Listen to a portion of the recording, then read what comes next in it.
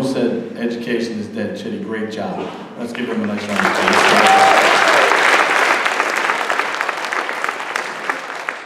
When an individual stays in a place for over 3 decades, it's safe to assume that this individual has a genuine fondness for the place.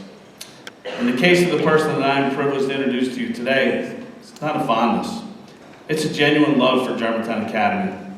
It's not the bricks and mortar of the new buildings, nor the turf fields that she has most recently strolled, although she really does love those turf fields. Ginny Hoffman has spent the bulk of her professional life looking after the people of GA, whether it be teaching the lifetime fitness techniques to her PE classes, performing in numerous Belfry productions, setting up the athletic schedule for the entire Interact League, serving as the Associate Director of Athletics and Admissions, or coaching nearly every sport that GA offers, especially field hockey, lacrosse, and yes, even ice hockey. Ginny Hoffman's primary goal each day is to look after the young people and even some old folks like myself and Mr. Haney. Sorry, Ted. She brings an enthusiasm and a genuine love for teaching and coaching that has made GA a better place to be each and every day. That enthusiasm is contagious, and thank goodness for that. In a few weeks, Ms. Hoffman is going to be the first woman to receive the prestigious Mayock Award for Distinguished Teaching and Coaching, an award that is truly and richly deserved. It is my sincere honor to introduce GA's First Lady, Ms. Virginia Hoffman.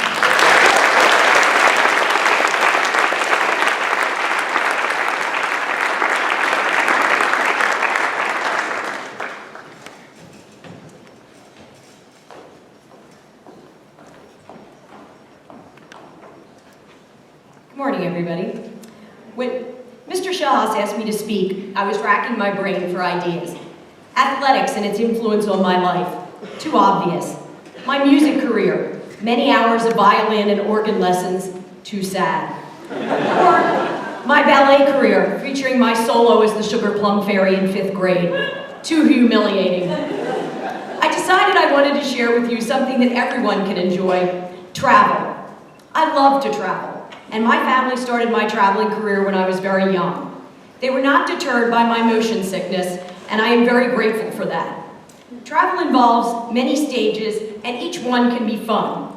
The decision to go, the choice of destination, who you will go with, the planning, the anticipation, the journey, the adventure itself, and the return home. There is always something to be learned. It could be about yourself, your travel companions, your destination, the people you meet, or the things you are willing to try. I'm going to share 10 lessons I have learned from my travels, not covering all my travels and not all the lessons I've learned, and the lessons are in no particular order. If you get nothing else from this, it might give the juniors something new for senior skits next year. Lesson 1, travel can fulfill childhood dreams. In 4th grade, we did a musical puppet show called Around the World with Animals. My animal was a koala. I fell in love with them and always dreamed of owning one, or at least holding one. When I went to Australia with the lacrosse team, I got to hold a koala bear in my arms, and it was awesome. I took 3 side trips just to see koalas not in a cage.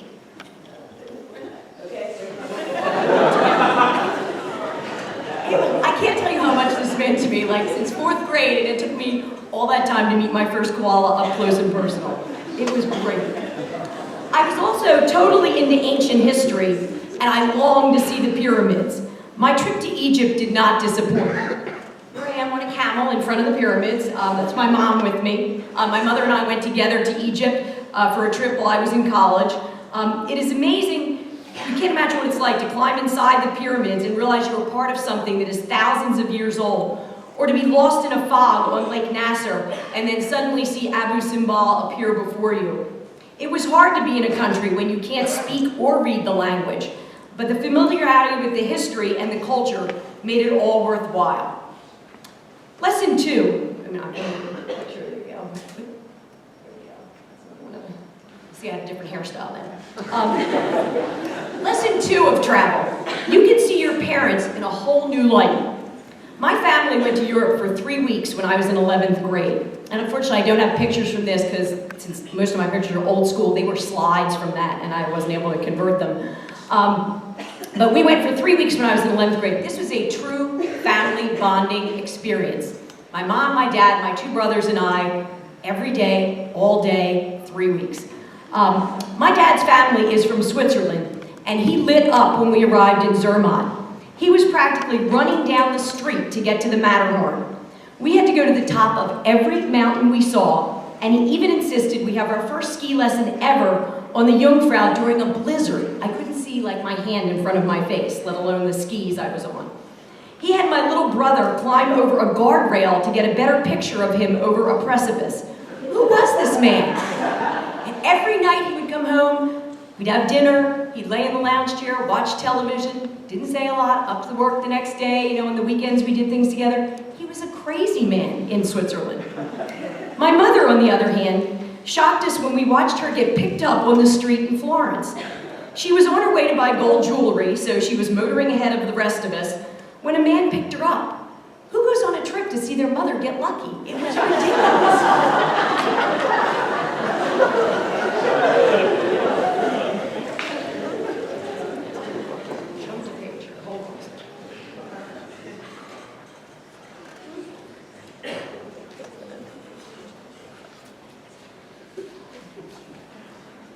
Lost a picture. That's okay, I'll wait. Lesson number 3 is about, I believe, make sure I don't lose where I guess. Lesson number 3 is about learning languages. Okay, I started French when I was in like pre-K. My mother took me to French lessons, and she was very into speaking French, and she was also into languages and spoke Spanish as well, and I took French and Spanish in high school. And in college, I went to Paris for 6 weeks and studied at the Sorbonne, and I was working on trying to improve my French. What I found, though, rather than the school experiences, I was able to improve my French in unexpected ways. The first way was interesting. There was a girl from China in one of my classes I was taking, and the teacher could not understand her at all. So I acted as her translator. Not Chinese to French, but her French with a Chinese accent to French the teacher could understand. It was unbelievable. Almost every day we had to go through this. Then I also met, I met a young man, that's an old picture. I met a young man called Habib from Tunisia, and with him is his friend Dow and my best friend Pam. Pam and I have been friends since kindergarten, and we are still best friends, and we went together on this trip to Paris. So the 4 of us hung out. Habib spoke no English, I spoke no Arabic, and so we were forced to speak in French the entire time. And this really helped me improve myself in the language, which I got more out of that than from the classroom. Just a couple other pictures from this trip. Here I am in my room enjoying some cheese and baguette. And there, actually, you can see if I go back, I have long hair there. And when I was in France, I had long hair all my life. I never cut it. And I worked up my nerve before I came back to cut my hair. And I figured my parents, after 8 weeks being gone, would not be freaking out too much. So there I am with my new short haircut in Paris. So I thought that would be a fun thing to do. Lesson number 4. What seems normal to you is not always appreciated by others. This is another lesson I learned from my summer in France. Americans take too many showers, and we are obsessed with being clean. So the dorm where I stayed only had hot water every other day from 4 a.m. to 6 a.m., and they turned off the showers during the day to stop the Americans from showering every time they felt like it. This definitely changed my hygiene practices. Lesson number 5. Locals aren't always helpful when it comes to advice. In 7th grade, my family went to Jamaica, and the locals at the hotel recommended we use coconut oil while out in the sun. This, by the way, was before all the days of sunscreen labeled 10, 45, 50. We didn't have any of that. So I put on that old coconut oil and then fell asleep on a raft, and I burned myself to a crisp. On another trip, in a different advice from locals, I went fox hunting in Ireland. And when you fox hunt in Bucks County, where I was used to fox hunting, Bucks and Chester County, you have a field master that you follow so that you don't get lost or trespass on other people's property. In Ireland, it's every man for himself. So we were told to follow somebody to make sure that we didn't get lost. So our group of riders, a couple of Americans I was with, we got behind a man who looked like he knew what he was doing, so we were following him along. Okay, there's the hunt starting out. You can see the hounds and the huntsman. And for those of you, I'm sure many of you have never been fox hunting, but what happens is when the hounds start to run, they get out of your sight really quickly. So you're listening to them howling, and that's sort of how you're following them as you go along. So we were following this man along, and it seemed to me that the hounds were going a different direction, but you know, what do I know? So we follow him along, and about after 20 minutes of trotting and cantering, I'm sort of getting nervous because now I really can't hear the hounds at all, and I'm wondering what's happening. So I asked him, are we getting further from the hunt? And he said, yes, we probably were, because he was going home. We were now in the middle of nowhere. There's the Irish countryside. We were in the middle of nowhere, open fields and castles with no roofs, and no idea now, because we couldn't hear the hounds, how to get back. This was a crazy experience, finding our way back, galloping, as you can see, in the middle of nowhere. Okay? Lessons 6A and 6B have to do with group travel when you are in charge. Okay? Lesson 6A, always count heads. Now, I know this is Travel 101, but I was young and I was lulled into a false sense of security, and at a rest stop on the way from London to Wales, I left a player behind. I asked, is everyone here? And they said yes. So off we went. About 5 minutes later, somebody says, where's Liz? I'm like, Liz? She's not here. Okay? And as you know, this was before cell phones. So there was no calling Liz. There was no Liz calling us. We're on a highway. It took us 20 minutes to get somewhere where the bus could turn around to come back. So now Liz has been alone at the rest stop for over 40 minutes. As you can imagine, she was in full meltdown when we got there. We did go back for Liz. There she is getting on the bus. She was a mess, but I have to say she was never late again when I said it was time to leave. She was the first person on the bus. Lesson 6B is be specific in your instructions. When we went to England, every time we went to England, we stayed with families. We're all split up and went different places. So, silly me, I just assumed all the girls would be at our first game. So we all get to our first game and we're on the field and I look around and there's no goalie. Where is our goalie? And so we searched around to find her parents that she was staying with. Oh, she went to France. What? She went to France? So for some of the faculty who've been here a while, you might know Lexi Frazier, and Lexi volunteered to step in the goal. We played the game. She came back from France with her hair cut and dyed black, having a wonderful, I guess, travel experience of her own. I was furious. Lesson number 7, have successful advisees to visit. I went to the Olympics in Barcelona to see my advisee, David Wharton, swim in the Olympics. And I know from the picture you can't see, but up on that board there was his name, and he was swimming in that race. And Schulberg was there as well. I got to see him and talk to him.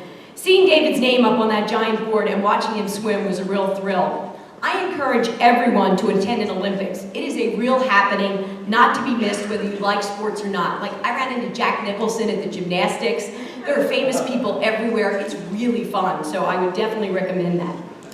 Lesson 8, eating 8 times a day is not always a good thing. For those of you who know me, I love to eat. And so I took up cruising. And my first cruise was a 2-week trip through the Panama Canal.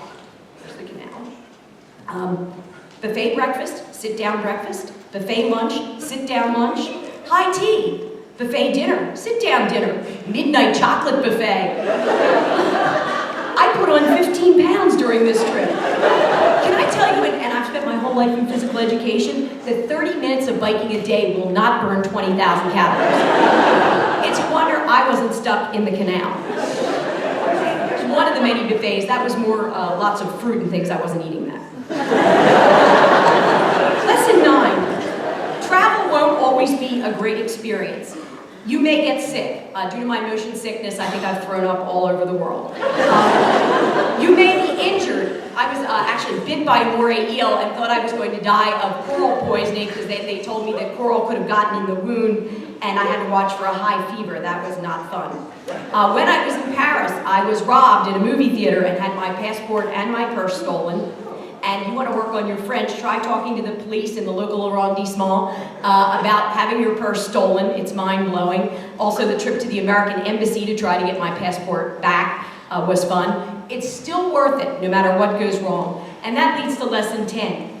Good or bad, you will always have memories. Memories that you can share on and reflect on the rest of your life. So what should you take away from today? 1, if you're traveling now, keep going, and if you haven't, get started. Travel to places that will challenge you physically, mentally, and culturally. Travel with all different kinds of companions, your family, friends, a team, or strangers. It's all fun. Thank you, and bon voyage.